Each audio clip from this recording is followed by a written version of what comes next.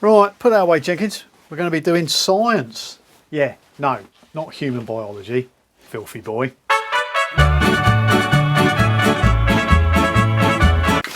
Chemistry.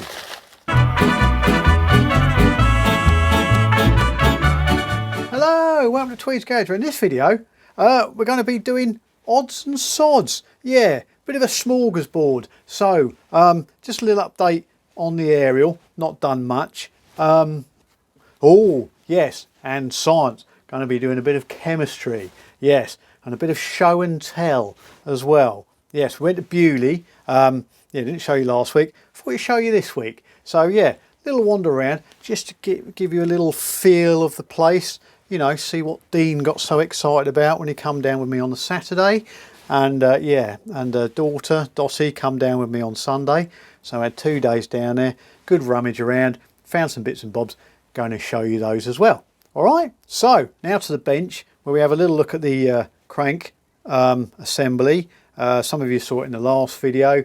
Just sort of show it just quickly again, and what we're looking at, what we're trying to find, and stuff like that. Yeah, down to the bench. Okay, so looking at bits of the Ariel Leader or Ariel Arrow. For those of you who didn't see the last episode, this is some of the carnage that we found inside. This is the clutch in a drum sort of thing. I don't know what you call it. Yeah, clutch drum, cush drive. There's rubbers inside here. And as you see, there's a chunk missing that should be there.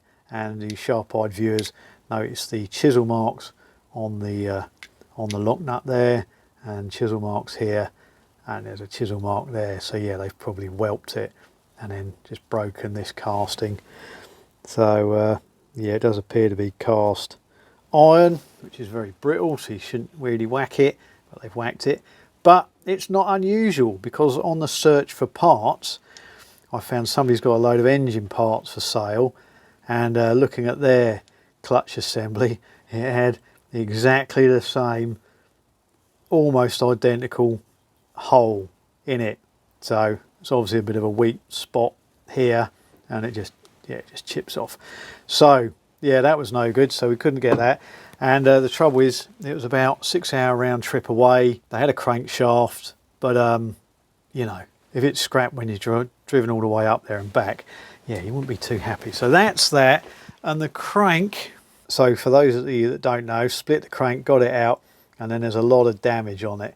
On the taper here, it looks like the crank was loose at one time and was spinning. You know, one side was spinning or rattling away compared to the other one, and it's also damaged the keyway slot there, which doesn't really allow for accurate lining up when you bolt back together. Like I said, yeah, that's been whelped. This taper's been whelped with a hammer, so the little timing cam for the points goes on there, so that wouldn't sit on the taper properly. So you know, that'd need cleaning up. Also, what do we find? Oh yeah, where the lip seal's been running, yeah, there's a right gout, sort of groove where the lip seals have been running on the crank there. That's really sharp there.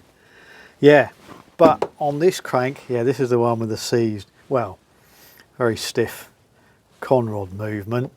And then we've got the different types of conrod. Yeah, this is standard. This, as people have suggested, was probably something that somebody has done, unless anybody knows any different. Most suspect that somebody's done this. There are two types of conrod for these engines. There's this I-beam style, and then there's a sort of round nose style. Yeah, not a sharp point like this. It's sort of round on the edges rather than I-beam flat like this one. But one thing I did notice when I was taking it apart, I made the tool to pull it apart, and then this is to go through here, which it went through fine on this one, and then it wouldn't go through the back one. So I did turn it down a little bit smaller in the lathe just to try and get it to fit, but it was still tight, so I gave it a little tap to snug it home. But what I've discovered since is when you put it on this one, fits through perfectly, fits through all the holes, look. Yeah, like that, like that. But when you shove it through this one,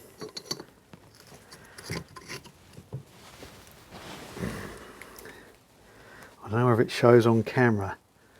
See, there's a bit of daylight. I don't know if I can't see. I'm just looking in the top of the camera, seeing if you can see. There's daylight down this side of the tube, round here, and then it's all tight, and the chamfer's sort of banging up against the outside of the flywheel there, and it's the same on this side as well. See, it won't go through that side either, and you've got the same thing. It's a little bit better. I have been tapping the flywheels around to see if that makes a difference, but I suspect, and it even looks different when you look at it. This one's had the lathe. Yeah, some of the flywheels where they've run the lathe out, after turning them down, you get this line on there. The old lathe must have been a little bit tired, but yeah, this flywheel looks different to this one. So it even looks like this crank's built from 2 parts as well. So we're on the hunt for, I think, crankshaft, you know, at least a matching crankshaft. The rods, I think, are unobtainable. You have to send them away, and you know they'll rebuild them. Dragonfly motorcycles do it, but you know, you can see like here, look, there's like a chisel mark across, or something is bashed up against something on this side of the conrod and this side of the conrod here, so it's had some real abuse. So options for pistons, you can use Suzuki, I think X7 GT 250 pistons will fit, same bore and all that. You have to do a little bit of, they will fit these conrods, but you have to change the bush and resize the bush slightly, from what I understand. But yeah, conrods are really difficult. Dean and I are looking, I can't remember the chap's name. He sort of drags lambrettas out of the hedges and then sort of decides he's going to go on a rally in 4 weeks' time and restore it and ride it. But Dean got in touch with him, and he got in touch straight back, because we discovered that centre to centre, like the length of the conrod from big end to little end centres, is 107 millimetres, which is the same as lambrettas. So that might be an option. And I have, on some of the forums, people have mentioned lambretta conrods as well. Don't know how much modding you have to do.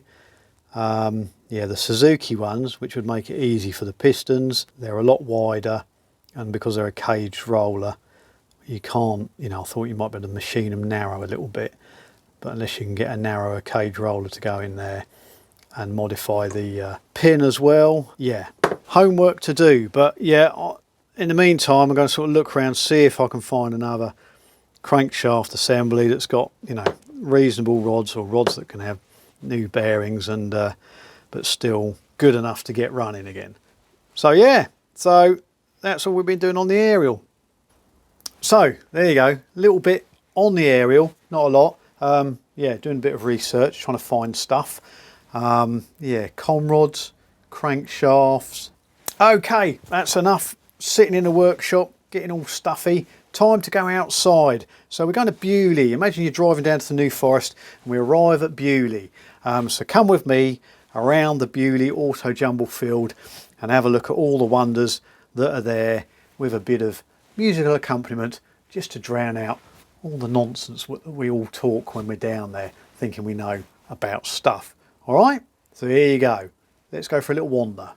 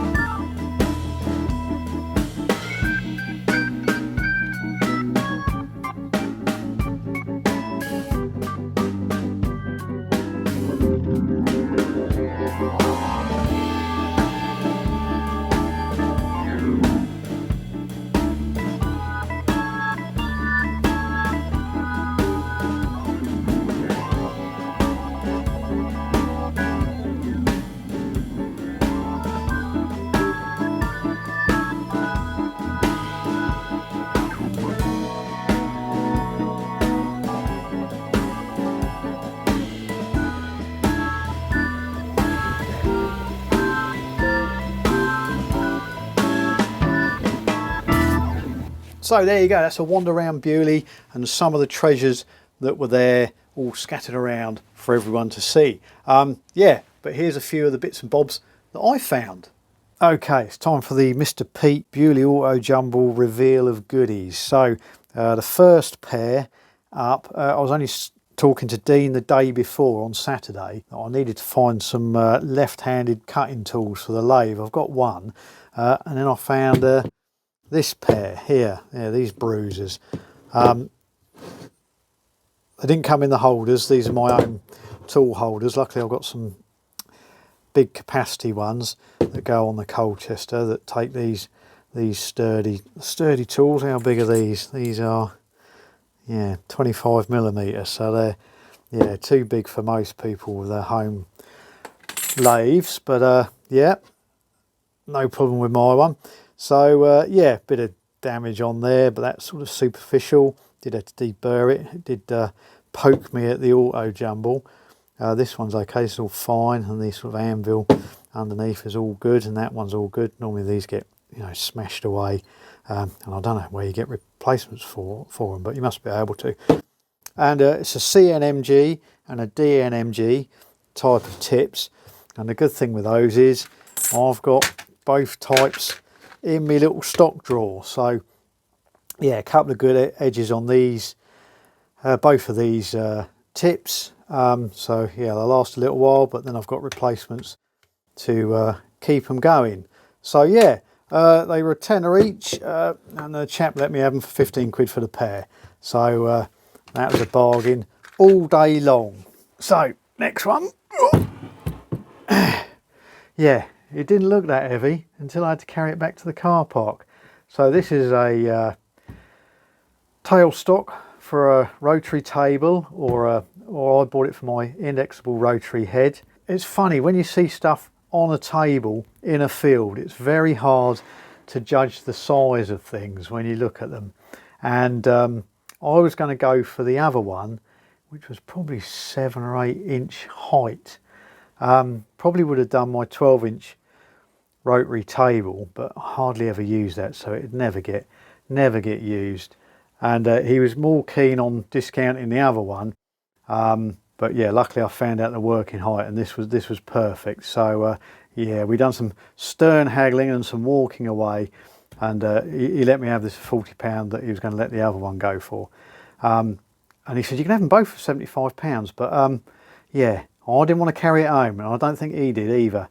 So yeah, that's that. So it adjusts in and out quite nicely there, so you can bring it in and out, and then you can loosen your bolts off and adjust your height, you know, if it's sort of for varying rotary tables and that you happen to be using.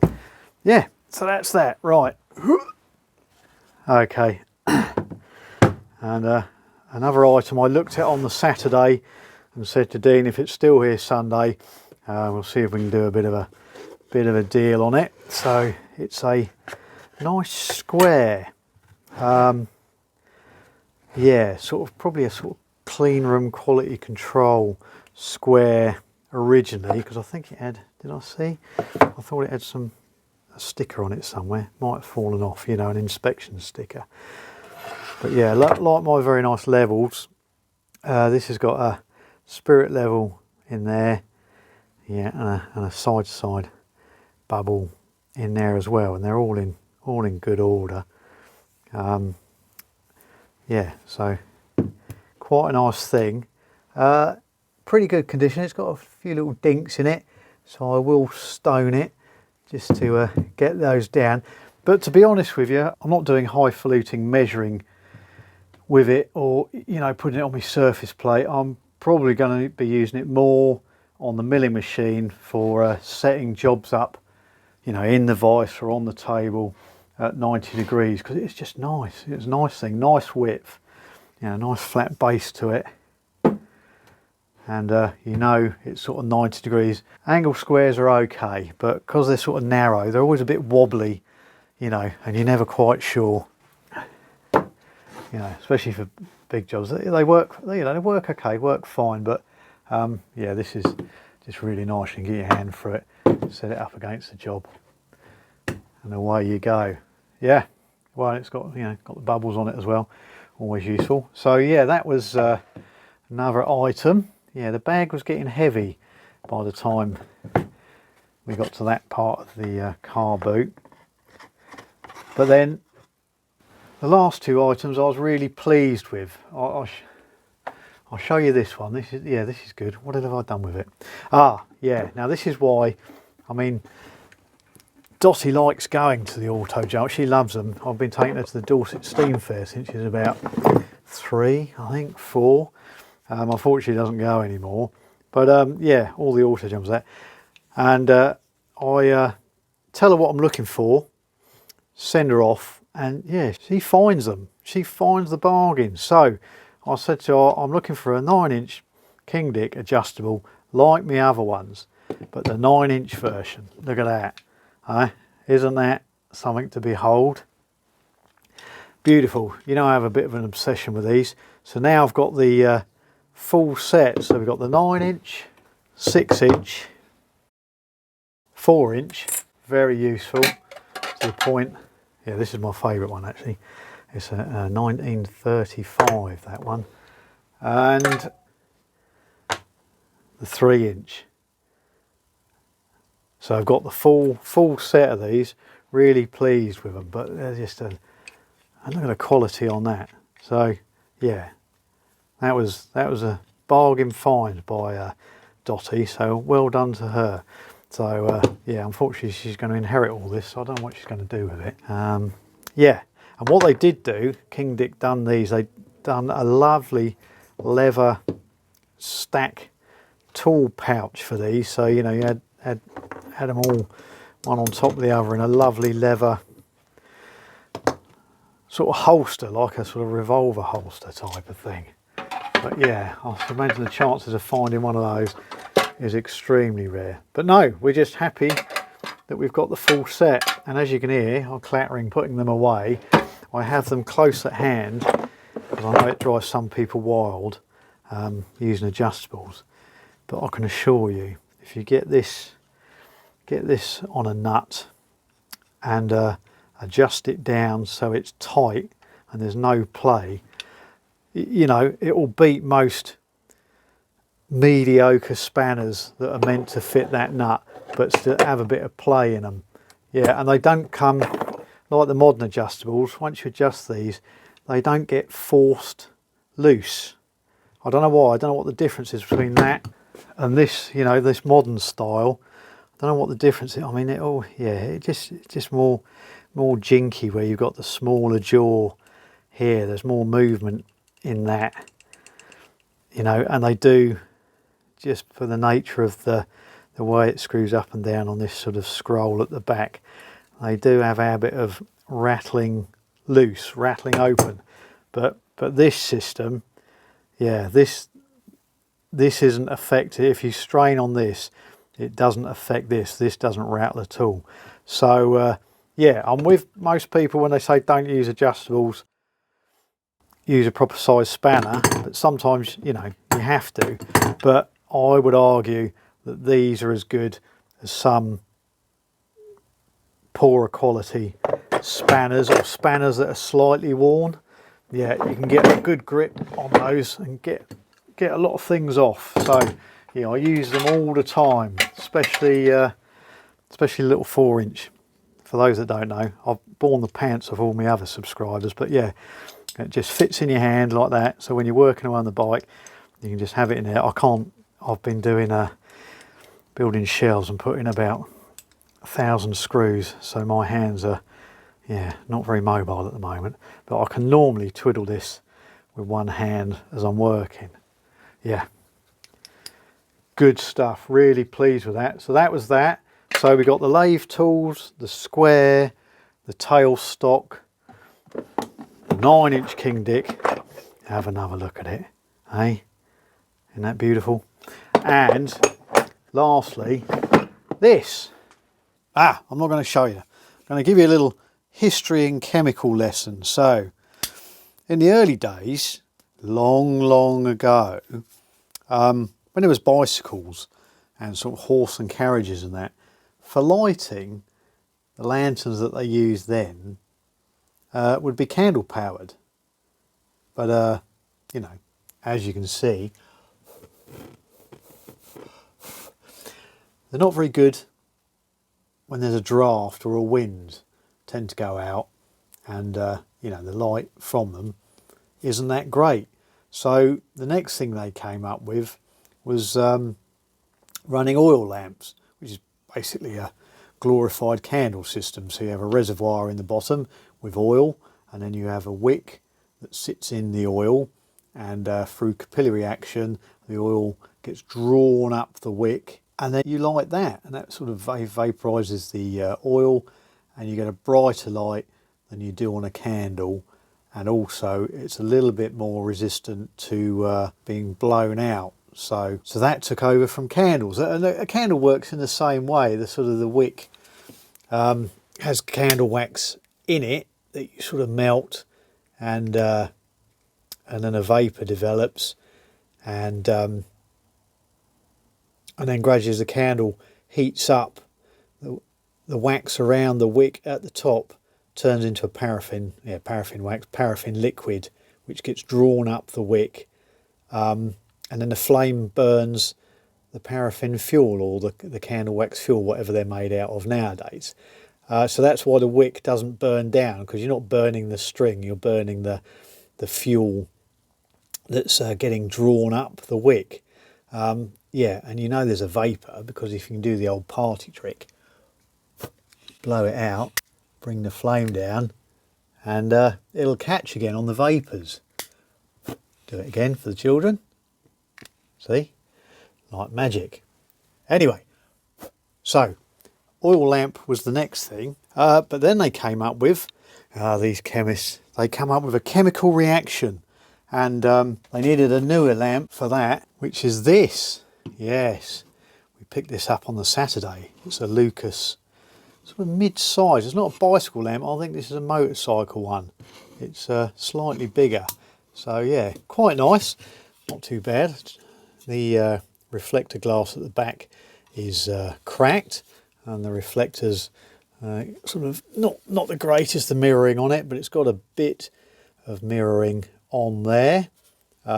Yeah, so the oil lamp would have been similar. The container would have been under the lamp here, with a wick running up into the lamp, and that's what you would have lit. But here we're sort of, it's getting sciencey. We've got chemical reactions going on. So yeah, I'll show you how that all works. Now, hang on, I'll come back to you. Somebody's sitting there with their fan bloody running outside the garage. Right, remember that series Butterflies where they move the cars in and out the drive? It was like that. There was about 4 cars moving out there. Anyway, finished with the grumbling. Where was I? Can't remember. Anyway, so yeah, I found this on a stall, and I've been looking for one for ages, just to sort of fiddle around with, quite fascinated with them. Yeah, what was I saying? Yeah, so the reflector was broken, but the lens isn't cracked. It had a jet in it, which I thought, oh, that's good. It's got that in, and then you need to check underneath that all the bits are in the little chamber where all the chemical magic happens. So you have there should be a spring that pushes down the plate, and then a little, some of them, the oh, I need to clean this out. I should have really done this before, shouldn't I? Hang on a minute. Right, sorry, we're back, and there was more movement as well, so I had to wait. So yeah, so you've got to make sure it's got this spring, and some just have the plate that pushes the rocks, the calcium carbide rocks, keeps them down on the bottom as you've got water dripping onto them. But this Lucas one has a little tray that you put your calcium carbide in the bottom there, and you can take this apart and clean these sort of gas holes or whatever they are out. So the water, what happens is you put your calcium carbide in here. Let's get this back in correctly, like that. So you've got a water tank in here. This is the lid. You take it off like that. I think actually you can just top it up there. It's got little holes in there. I thought you had to take it out. Let's take it out anyway and show you. This is like your water jet or needle you know, like you do on a carburetor. Little needle down there, goes down through the reservoir and then goes down to the bottom of this little hole or jet hole or whatever you want to call it, and then when you do it all the way down you can see the needle comes in and shuts the water off. And yeah, I've tested it and it's pretty good actually. It's pretty watertight once you top it up. So put your water in here, calcium carbide in here, put your lid on like that, and pop it all in there, and then you put that on there like that, do it up, and then you open the valve very carefully, letting water drop onto the calcium carbide, and then that creates a gas. So how's it work? Well, when you drop water or a H2O on calcium carbide, you get a what they call a exothermic reaction. So it generates heat and sort of boils away. The water boils on the calcium carbide, releasing acetylene gas, you know, like you use for welding. And then the gas travels up to the top of the chamber through this sort of gas pipe here, up into the light, comes up here, and then you've got this gas jet here with a very small hole that meters the gas correctly, and then you light that and then off you go. So let's give it a go. Bit of chemistry. Right, what I am going to try and do is pour some water straight in the top rather than taking that out and then putting your finger over the bottom, filling it with water and then winding this in so it shuts off the water. Yeah, I thought there's got to be a more logical way, so we'll put some water in there.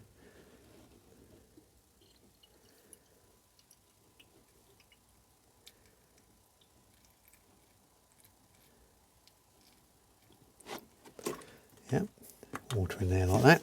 That should be enough for demonstration purposes. Okay, and then we open up the chamber at the bottom. What we will do is dry it out because we don't want it kicking off as soon as we've got our hands in there. Yeah, and you can see there, we'll adjust the jet out until we get a little. Now if I can hold it up, show, yeah, like that. That's too much. You don't want it that much. You want a little drip every now and again. Like that. Just a little drip rate. Like that. Yeah. I've tried it once, did make the mistake of turning it on a bit too much. Yes, it was very flamey. It was very entertaining. Right, so we've got our water in there. Oh yeah. Don't turn it over so it spills out the side. Right, safety first. Let's dry this up. We don't want any wet fingers on calcium carbide. It won't be good. Okay. Right, everything's nice and dry. So we've got a chamber there. We'll pop that in there, ready to put some calcium carbide in.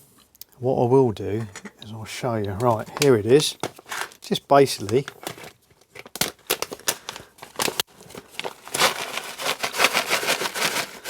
looks like gravel. You probably shouldn't handle it, but yeah, it's fairly inert when it's dry. So pop some of that in there. Oh, there we go. We've got a demonstration of it working already. There must have been a drop of water in there. Let me do chemistry teacher. So pop some water in there, like that. Pay attention, Jenkins. You're still in disgrace after the Bunsen burner incident. So here we go. Drop a little chunk in.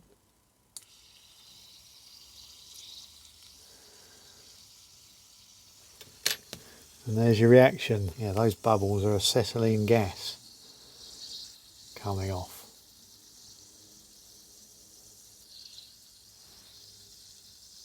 and well, it's not a large bit, but yeah, it's gradually getting warmer.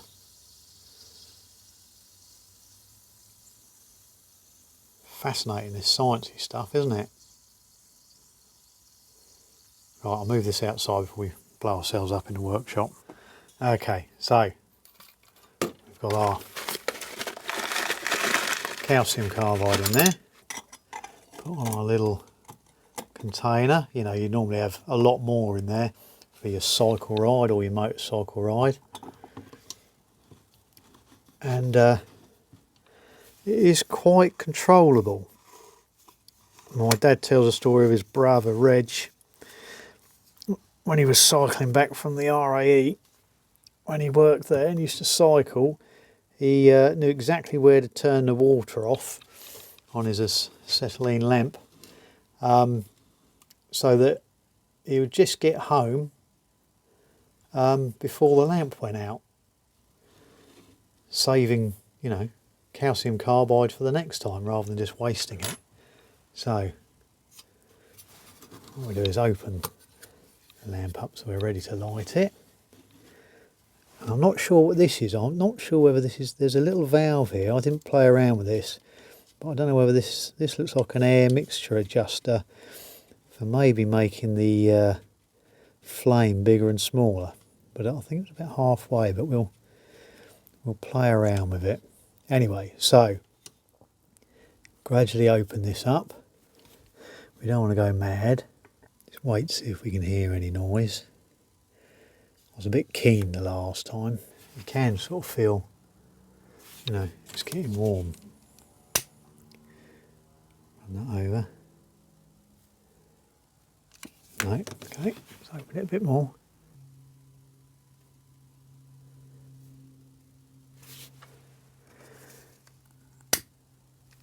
There we go. You see?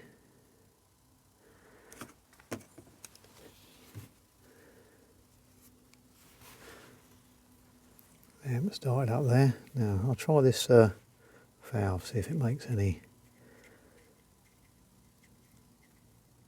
difference. I suppose it should do, yeah, because you get oxyacetylene, don't you? So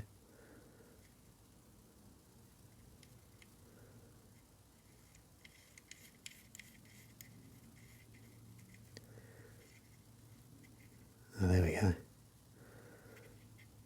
Let's try it again, yeah.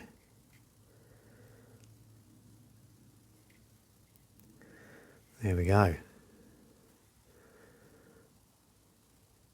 So, I'm not sure how much light they give out. I don't want to turn it up too much. Well, it doesn't go, when I it going great guns, it didn't go much brighter than that, to be honest with you. It just sort of blew out of the sides there and made it quite exciting to hold.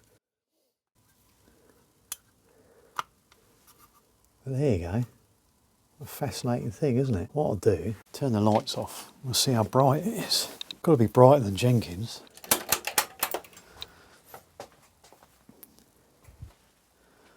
Yeah, it's not bright enough to see the tripod. Let's turn it around, sort of shine it on something. There you go. Well, it sort of gives you some light. Shining it around the way. Actually, it is better at a distance, to be fair. Yeah, I can see the garage door. If I hold it further away, see if you can see.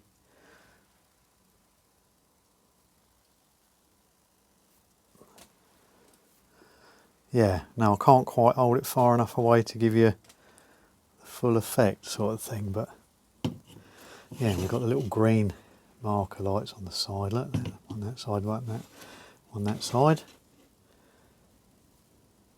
Some of them have sort of red and green little marker lights. You wouldn't want to be going downhill too fast, put it that way, home from the pub. Yeah, could end in disaster, but I think we've got it adjusted about right. A little drip every now and again.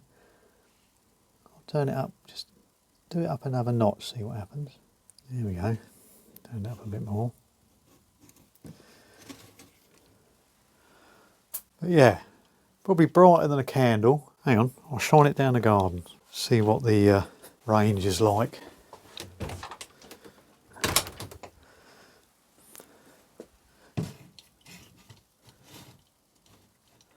Yeah, it's not bad actually.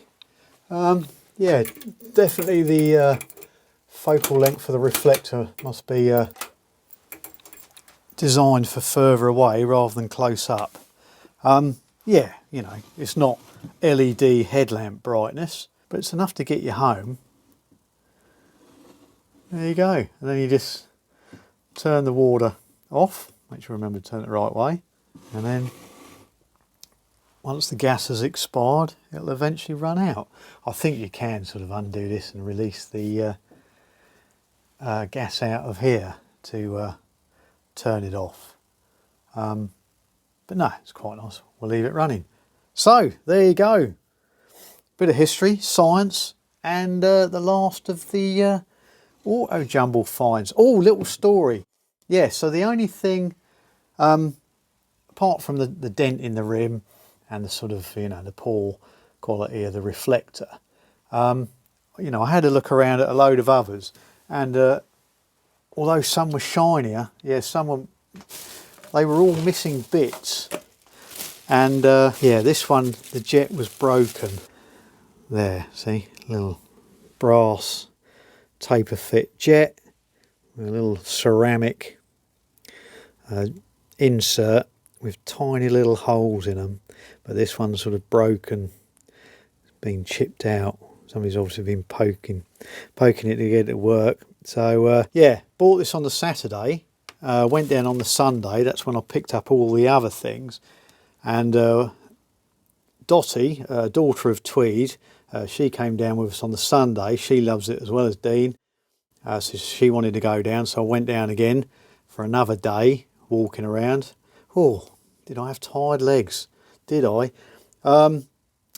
Yeah, so we'd been all the way around picking up our little bargains that you've seen, and it was sort of like the last stand we were looking at. I was on the phone to Wattie, wife of Tweed, getting her to measure my indexable rotary head, which she managed to do eventually. We got her there.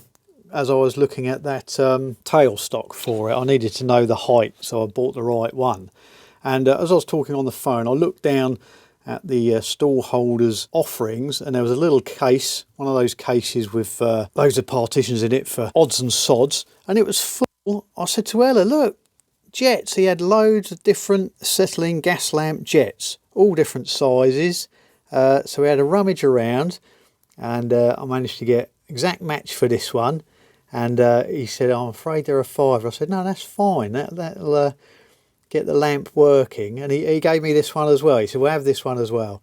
So I've got a spare one, a slightly different one. I'll have to pop it in and see, you know, if it burns differently or not. But yeah, there you go. Acetylene gas lamp. It's nearly gone out. The old chemical reaction's nearly finished. So yeah, we'll let that die down. I think, shall we try that? See if that goes out? Yeah, there you go. You can turn it off like that. Just lets the gas out there rather than out there. So yeah, sort of delayed blowing yourself up in the garage once you park the bike away. Yeah, there you go. Autojumble treasures. Here you go. It's a little while later. It's all gone out. So yeah, if you have a little look inside, you can see where the stones sort of turn to ash in the bottom there. There's some solid bits left. So what you do is, once it's all cooled down, you know, knock it out, fish out all the good bits and pop them back in for the next time, and just top it up with some more calcium carbide, and you're ready to go again. All the other advantages, as my uncle was telling my dad, that yeah, because of the exothermic reaction, the bowl gets really warm. So on a cold winter's night, if you're cycling, you can warm your hands up on it. So there you go. As I said, a bit of a smorgasbord, a bit of a mishmash. But the thing is, I'm off for the weekend. I'm going to Belgium, going to Bruges, going to enjoy the a bowl of mussels and the chocolate and the beer. Well, not the beer anymore. Yeah, it doesn't agree with me anymore. But we might try some cidre, or cider, as we call it over here. So, yeah, till next time, I'll see you then. All right, cheerio. What's that, Jenkins? Bring back chocolate? No. Right.